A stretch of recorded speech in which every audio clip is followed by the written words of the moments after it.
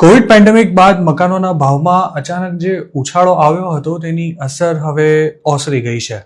અધૂરામાં પૂરું મંદીના માહોલ તેમજ ડિમાન્ડની સરખામણીએ સપ્લાય ઘણો જ વધી જવાને કારણે પણ અમદાવાદમાં નવા પ્રોજેક્ટ્સમાં અડધો અડધ મકાન વેચાયા વિનાના પડી રહ્યા છે. બજારમાં ડિમાન્ડ ન હોવાથી બિલ્ડરોના પૈસા તો સલવાયા જ છે, પરંતુ સાથે જ પહેલા જે ગતિએ નવા પ્રોજેક્ટ્સ લોન્ચ થતા હતા તેમાં પણ મોટો ઘટાડો જોવા મળી રહ્યો છે.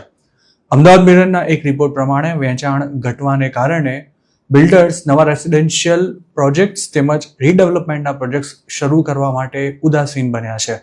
ખાસ તો અમદાવાદના સૌથી ઝડપથી ડેવલપ થઈ રહેલા એરિયાઝ જેમ કે થલતેજ, સિંધુ ભવન અને ઇસ્કોન આંબલીમાં હાલ 66% રેસિડેન્શિયલ પ્રોજેક્ટ્સ વેચાયા વગરના પડ્યા હોવાનું પણ અખબારે પોતાના રિપોર્ટમાં જણાવ્યું છે. આ ટ્રેન્ડ અંગે અમદાવાદ રિયલ્ટર એસોસિએશનના સૂત્રોને ટાંકીને મિરરે પોતાના અહેવાલમાં જણાવ્યું હતું કે ફક્ત થલતેજ, સિંધુ ભવન અને ઇસ્કોન આંબલી જ નહીં, પરંતુ અમદાવાદમાં ઘણા વિસ્તારોમાં અનસોલ્ડ ઇન્વેન્ટરી એટલે કે વેચાયા વગરના મકાનોની સંખ્યા વધી રહી છે અને ઘણા પ્રોજેક્ટ્સ પૂરા થઈ ગયા બાદ પણ તેમાં વેચાણ નથી થઈ રહ્યું. મકાનોના વેચાણ માટે બ્રોકર્સની શરણે પહોંચેલા બિલ્ડર્સ તેમને હાઈ બ્રોકરેજ ઓફર કરી રહ્યા હોવા છતાં પણ બિલ્ડર્સ અને દલાલોને બાયર શોધવામાં ફાંફા પડી રહ્યા છે.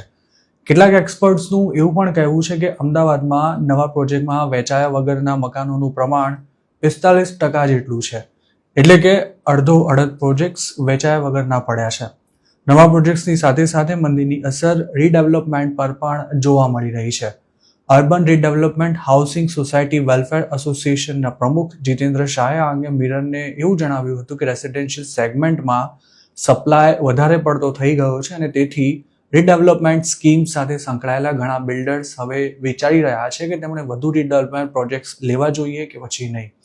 જીતેન્દ્ર શાહનું એવું પણ કહેવું હતું કે રિયલ એસ્ટેટ સેક્ટરમાં મંદી છે અને જંત્રીને કારણે સમગ્ર પ્રોજેક્ટની કોસ્ટને પણ અસર પડી રહી છે.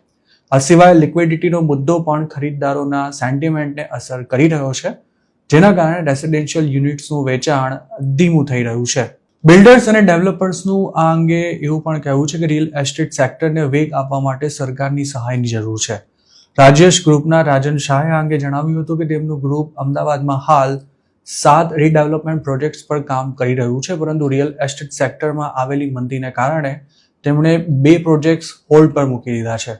તેમણે એવો મુદ્દો પણ પ્રસ્તુત કર્યો હતો કે એક તો રિયલ એસ્ટેટ માર્કેટ મંદું છે અને તેમાં પણ રીડેવલપમેન્ટ પ્રોજેક્ટ્સ માટે સરકારના ઓછા સપોર્ટને કારણે પરિસ્થિતિ વધારે ખરાબ બની છે.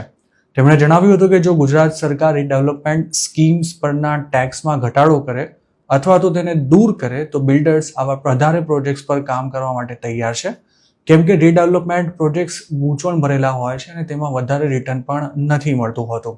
સમગ્ર ગુજરાતના રિયલ એસ્ટેટ સેક્ટરમાં હાલ વેચાણ ધીમું પડ્યું છે, પરંતુ સૌથી વધુ અસર અમદાવાદને થઈ છે.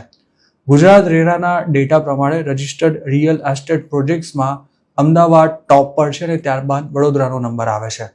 ગુજરાતમાં રિયલ એસ્ટેટ સેક્ટરમાં કુલ 3.46 લાખ કરોડ રૂપિયાનું રોકાણ થયું છે અને તેમાંથી એકલા અમદાવાદમાં જ 1.45 લાખ કરોડ એટલે કે 42% ઇન્વેસ્ટ થયા છે.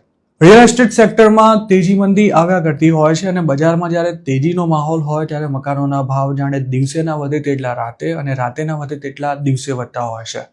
જો કે મંદીના માહોલમાં મકાનોના ભાવમાં જરા સરખો ઘટાડો નથી થતો હોતો, જેના કારણે મિડલ ક્લાસના લોકોને તેજી કે મંદીથી કશો ફરક પડતો જ નથી, કારણ કે તેમના માટે ઘર ખરીદવું ક્યારેય આસાન નથી રહેતું. હાલના સમયની જ વાત કરીએ તો મંદીને કારણે પણ લોકો મકાન ખરીદવા જેવું મોટું આર્થિક રિસ્ક લેતા અચકાઈ રહ્યા છે. વળી રિઝર્વ બેંક દ્વારા રેપો રેટમાં જેટલો ઘટાડો કરાયો છે તે પ્રમાણે હોમ લોન સસ્તી નથી થઈ અને લોન પર ઘર ખરીદવા પર પણ ટેક્સમાં કોઈ ખાસ રાહત ન મળતી હોવાથી આ રૂટથી પણ રોકાણ કરવાનો કોઈ મતલબ નથી રહેતો.